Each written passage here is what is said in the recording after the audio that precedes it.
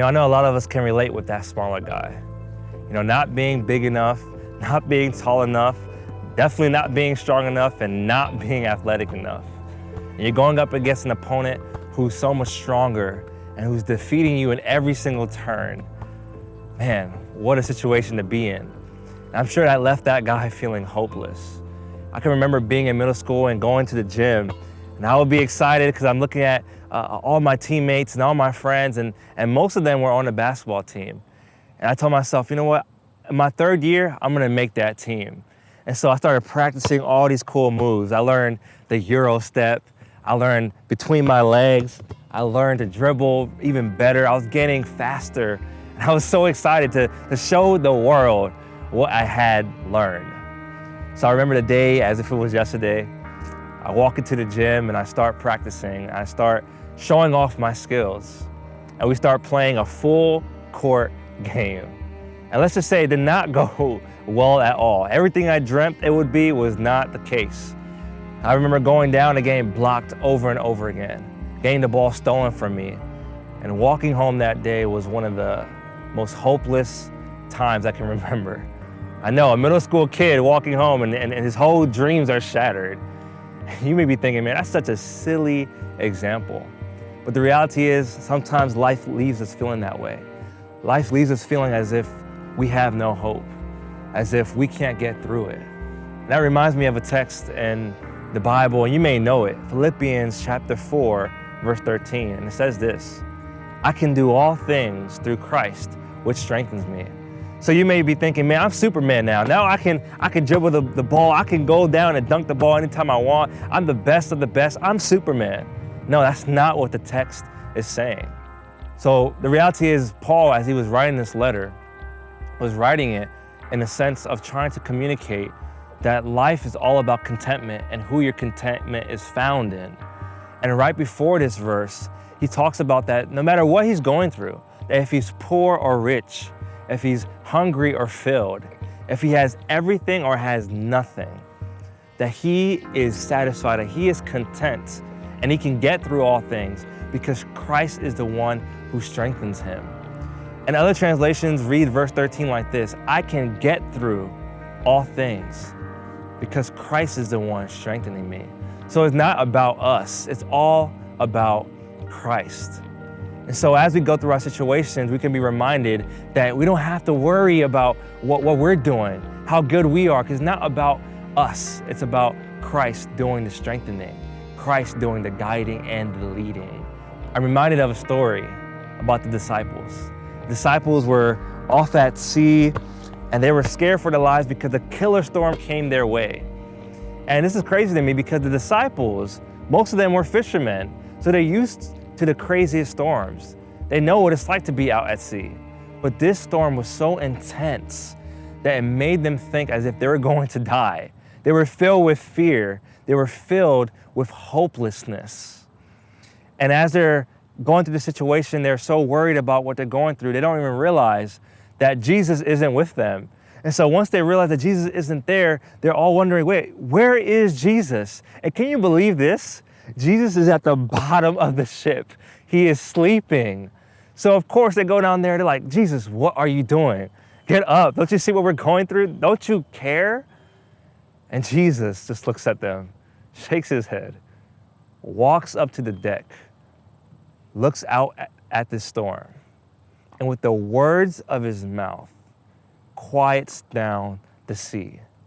And the disciples are filled with awe.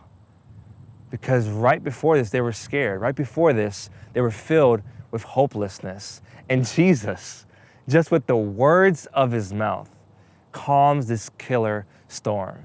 They went from fear to awe. They went from hopelessness to hope. And I believe that's what Christ wants to do with us. I believe the same God that sustains the entire universe with the words of his lips, and the same God who could go up to the deck of a ship and look out to a killer storm and say, peace, be still. I believe that same God can do the same thing in our lives. And the Bible says that he is not against us, he is for us. So our situations, our problems, our trials are nothing for us. And that's why we can get through all things, because Christ is with us. He is for us. And so this text reminds me every day that I don't have to worry about my situation. That if I surrender this situation, this problem, this trial to God, He's gonna be with me. He got my back. So life is not a one-on-one. It's not a battle between us and an opponent. No, it's a 2-on-1. And our teammate is the biggest, the strongest, the most athletic teammate we could ever ask for. But this is the thing. A lot of times we let Christ be on the sidelines. So we're there, we're doing our thing, and we're going up against the opponent, and we're doing it all on our own strength. But Christ is on the sideline like, yo, why don't you give me the ball? Why don't you let me go up against this guy? And so the question is, what are we waiting for? What are we so scared of? Why do we love having control so much when we realize we can't do it on our own? When we realize that we're up against a situation that's giving us hopelessness. And so I want to ask you this question: what are you waiting for? Why don't you give this to Christ and let Him see you through? Because I promise you, our teammate is big enough, strong enough, and able enough to defeat any opponent. So what are you waiting for? Give Him the ball.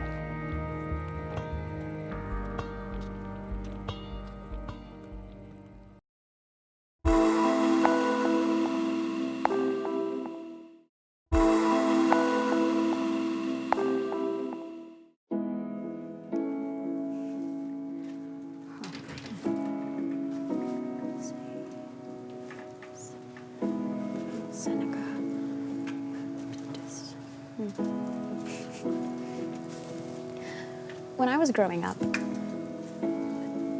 December was always the month to look forward to, because December met me with celebration after celebration. It was my birthday, my brother's birthday, my cousin's birthday, and then the holiday season.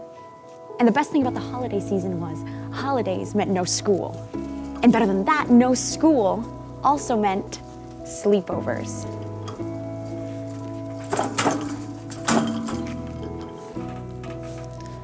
Sleepovers were always a time to do the impossible. I remember as a kid with my cousins and my brothers, we would try to make the biggest s'more or build the largest fort that we could with pillows, blankets, and chairs without getting hurt. But I remember this one specific sleepover. We had decided that we were going to try during the holiday season to catch the big guy in red. We knew that he liked cookies and milk because we had known that from TV and books. So we had warmed up a plate of cookies, gotten out a tall glass of milk, and planted it in our living room. But we knew that couldn't be enough. We had to do something more. We knew that we had to hatch a plan. So, John, being the eldest at the time, thought that the best thing to do would be to try to form a human barricade. So he and PJ were going to sleep right under the tree, and we were going to get the perimeter. So 4 of us laid all around it, from our head to our toes connected, to make sure that in order to get to that tree, this guy would have to step on at least one of us. And that worked pretty well, especially when our eyes started to droop and we got so sleepy because it was definitely getting closer to midnight. At this point, we were up hours past our bedtime. So we all started to yawn and our tummies started to grumble, and we just wanted to eat the cookies that we had already set out on the plate. But we knew that more than the cookies, we wanted to see this man. So as our eyes started to close, we told each other, hey, if you get stepped on, or if you hear anything, make sure you scream at the top of your lungs to make sure that everyone else woke up, because we all would get to see him. This is probably one of my favorite memories. And I think if I had to describe it in one word, the best word would be hope. But then you might ask, so what what is hope? And I don't think I have the authority to go about describing or defining what hope is, but I can tell you what other people say about hope. Hope means to place confidence or trust, to expect. To expect. So here we were, expecting to see this person, and due to that expectation, we had a corresponding action. So in our case, that was cookies, milk, and a human barricade. So that was our action. But some others are different. Take Abraham. Abraham had to leave his family and his home. Moses had to speak to Pharaoh. Joshua had to silently go around Jericho. Paul had to speak to the Gentiles. All very, very different from milk and cookies, but all still actions from a corresponding expectation. So then I guess the question becomes, what am I supposed to expect? Sorry.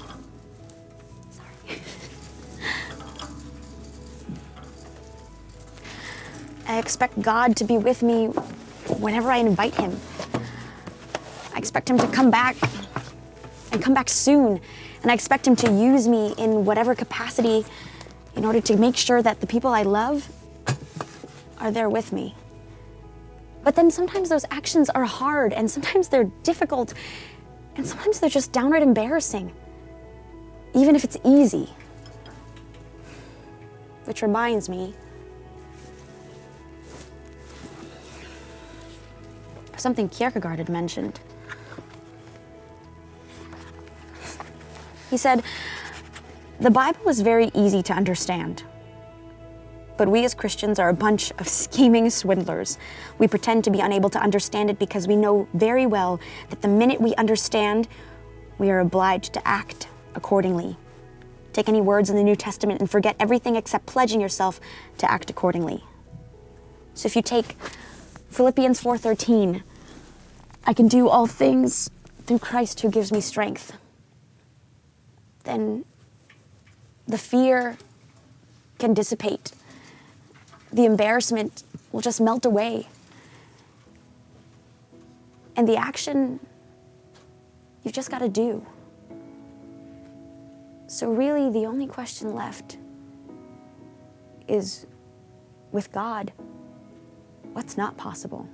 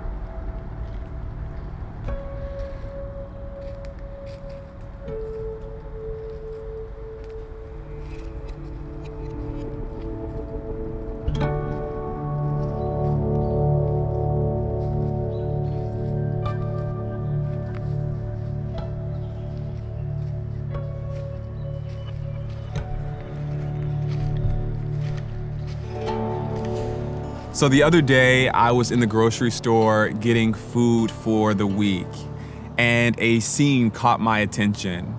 Down the aisle from me was this family of four. There was a mother, a father, and two sons. The oldest son was in full military uniform. It was clear that he had been out on deployment, and he was back with his family for a time. And I could tell that they were all so excited to have him back, and that they were deciding to just make a big spaghetti dinner together. Well, the youngest son is there. He's about 7 or 8 years old, and he is ecstatic to have his brother back. He's jumping all over him and asking him 1,001 questions. One of the questions that he was asking him that I overheard was about him doing push-ups. He said, "Can you do 10 push-ups?" And the older brother, who is big, strong, strapping, responded, "Of course I can do 10 push-ups." He says, well, can you do 20 push-ups? He says, "Yes, I can do that too."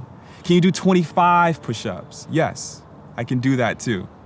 "Can you do 50 push-ups?" "Yes, I can do that too." "Well, can you do 50 push-ups with me on your back?" And the older brother thinks for a little bit and says, "Yes, I can do that too." Well, like any younger brother would, he looks at his older brother and says, "Prove it." So right there in the middle of the store, in the middle of this grocery aisle, the older brother in his military uniform gets down on the floor in push-up position, invites his younger brother onto his back, and begins to do the push-ups. He gets to 20, he gets to 30, 40, 45, and finally he gets to 50. He's done them all. And then the younger brother hops off of his back and he's jumping around the store saying, "We did it, we did it, we did it." And I had to laugh to myself because really, technically, the younger brother didn't do anything. It was the strength of his older brother at play the whole time. In Philippians 4, in verse 13, the Bible says, "I can do all things through Christ who strengthens me." Now, the interesting thing about this text is that right before this, Paul is saying that he has been abased and he's been abounding, meaning that he has been in difficult times and he's been in really easy times. He's had times where he's been in great need and times where he hasn't needed that much at all. And here he finally comes all the way down to the point that he can do all things, no matter what it is, because he has the strength of Christ within him. I don't know about you, but I have certainly had my questions about whether or not I can get through certain difficult tasks and difficult times in my life. There have been times where things are going really, really well, and times where things have been extremely hard. I've recently lost family members, and as my family is going through this difficult time, we've been asking, how can we get through all of this? Where's the strength gonna come from? Where is our hope? I don't know about you, but there have been difficult times on my job and at school. Hard times where I'm really wondering, God, how am I going to meet these deadlines? How am I going to make it through all of the things that I am going through? We all face times where it feels as though we've really come to the end of our rope, where we've been traveling along, aimlessly wondering, where is this thing taking me? Where am I going? Where is all of this ending? And we wonder sometimes, how is it that we're going to make it to the end? But this text here, Philippians 4 in verse 13, is a promise that in everything, no matter what it is that we're going through, no matter what it is that we're facing, that there is strength out there. There's someone who is willing to take us onto his back and to put his strength inside of us and to give us the ability to actually go through all of the things that we've been facing. I don't know what you are facing. I don't know what difficulties are in your life, whether that be financial or maybe it's in your relationships. Perhaps it's even in your health. But the promise is that no matter what it is that you're going through, whether you're abounding or you're abased, whether you have everything you need, or whether you really need more, your hope and your strength can come through Christ, who is willing to strengthen you. The beautiful thing about hope is that it isn't just activated for this one situation. Hope exists for every future challenge and every future situation you will ever go through. I think the beautiful thing that I experienced that day in the grocery store, watching this older brother and younger brother do these push-ups together, was that even as I was checking out and about to leave the store, I noticed that the older brother was carrying on his shoulders the younger brother. And in my mind, I imagined that this younger brother had all kinds of hope in his older brother because he's proven his strength to him before. For me, as I go through my life, as I think about all the things I've been through in the past, and I even look out at the challenges that are coming my way today, I have hope that God has been strong enough, that my older brother has been strong enough for me in the past, and that strength has not left, that strength still exists, and it will exist forever, that he does have me, that he has the strength to carry me. So I challenge you and I invite you to just lean on him, to really just trust that your older brother has the strength to carry you through whatever it is that you may be going through. Yes, you can do all things through Christ who gives you strength.